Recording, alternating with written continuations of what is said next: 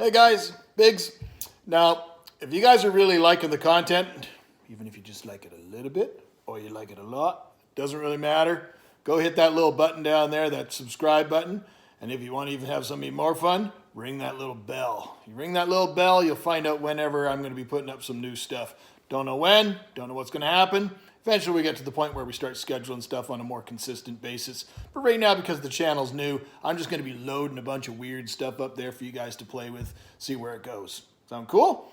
On today's episode, I'm going to take you down and visit a buddy of mine down in Florida called Florida Aquatic Nurseries. Down in very southern Florida, kind of in Fort Lauderdale, just outside of Fort Lauderdale.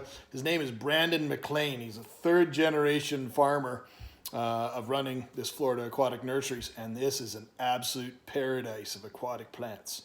But we're not going to go look at all that stuff. We're going to go look at one specific plant. Yep, just one. That's the only one I'm showing you today. It's a cool plant. It's one of my favorite plants. It's not a plant I can really do very well up in my pond and stuff up here or in my tanks. It gets far too big for an aquarium. It needs a huge pond. But it's really, really cool. Trust me, it's really, really cool. And because you guys have seen that I'm a little bit different than most people, I'm a little bit out there, a little bit strange, a little bit weird. This plant is too.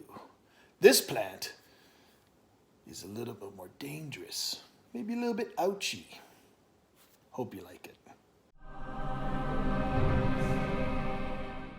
Hey guys, it's Biggs. Today we're down here at Florida Aquatic Nurseries in Davie, Florida. Am I right, Davie, Florida? Davie, Florida. Okay, yes, sir. And I'm sitting here with Brandon. This is third generation Florida Aquatic Nurseries plant grower. Yeah. Oh, plant grower. Plant grower.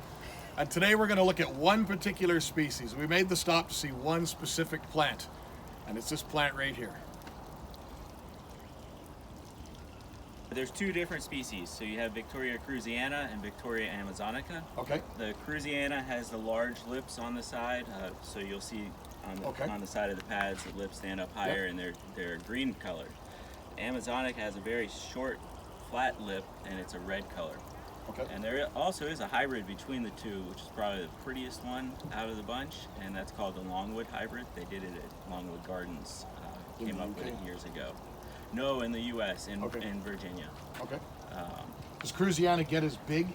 Cruziana doesn't quite get as big, but it's a little bit more cold tolerant, a little hardier than the amazonica, and that's the reason that we grow it. We have no problem overwintering it here in Florida. So I don't have to worry about where I am getting that 90-degree water, because that's never going to happen. No, no. In the 70s, it's fine, and shoot, it'll live for us down here in South Florida through the winter, and sometimes we even get ice on the pond, so it'll make it through a small ice on freeze. The ponds in Florida. Sure you do. Once a year or so. Well, what else can you tell us about the plant? I just remember the very first time I was here years ago, seeing this thing when they're opening up. The whole thing is absolutely covered in dangerous spines and the huge ribbing underneath. It's an architectural marvel. It is a beautiful plant, and they are very structurally sound, like you said. They're very protective. If we can lift one of the pads up here for you. Carefully. Carefully, because the spines are really pretty solid. But you can see this honeycomb effect that they've done to be able to make sure they can float and protect themselves from anything eating on them. So these ones wouldn't, like they always talk about the tails of them supporting a small man. These ones wouldn't hold a man, but you could probably put a house cat easily on one of these. Easily. Yeah. And if we gave them enough room, they would get a lot larger. Oh, they would? Yeah. So I think the biggest diameter on the cruzianas, you'll get a 5 foot across. Oh, okay. The other ones get like 6 to 8 feet. Yeah. And they see that they're coming into flower. They flower and they're white when they open, and then they turn pink on the second day.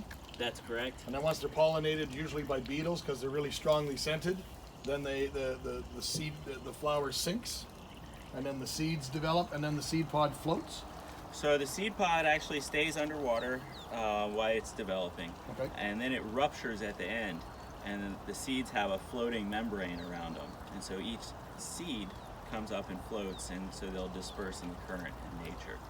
One of the neatest things about the beetles is the beetles fly in on the first night when the flower is white and really giving off a strong odor, and they get trapped in there. The flower closes up and traps the beetles in there, so they live in there for the day, and are stuck in there. And when they open up again on the second night with the red flower, they're covered in pollen. So as the beetle crawls out, it's covered in pollen and then goes to the second flower.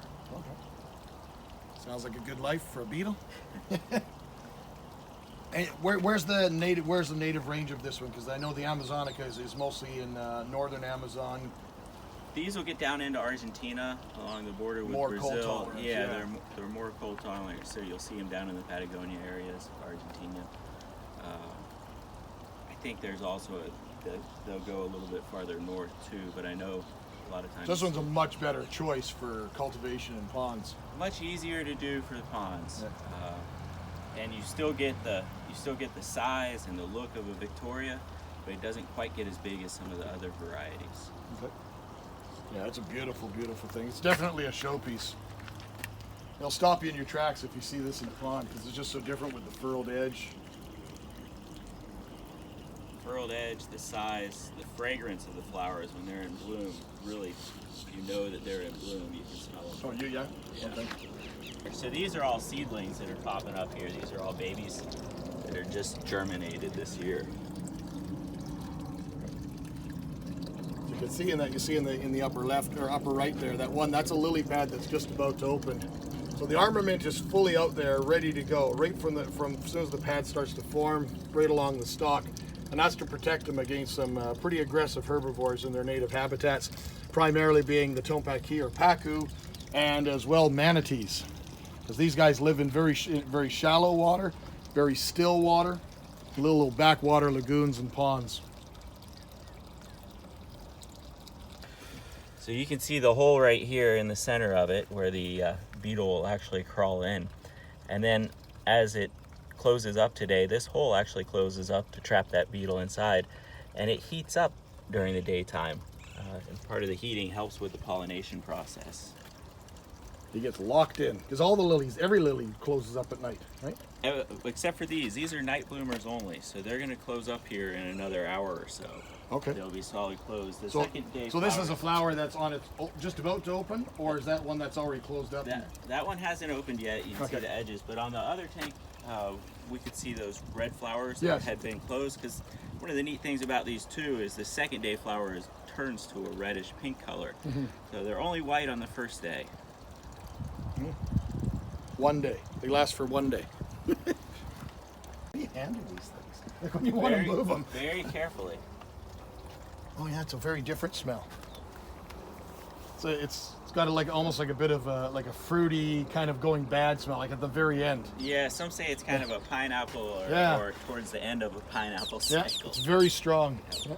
It's not perfumey like a flower I would expect though. No. Yeah.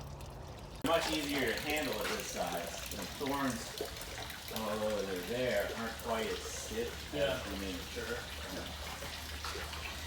You'll get stabbed by them a few times handling them. So you can see how that's water. You can see it unfurling. It's mean right away.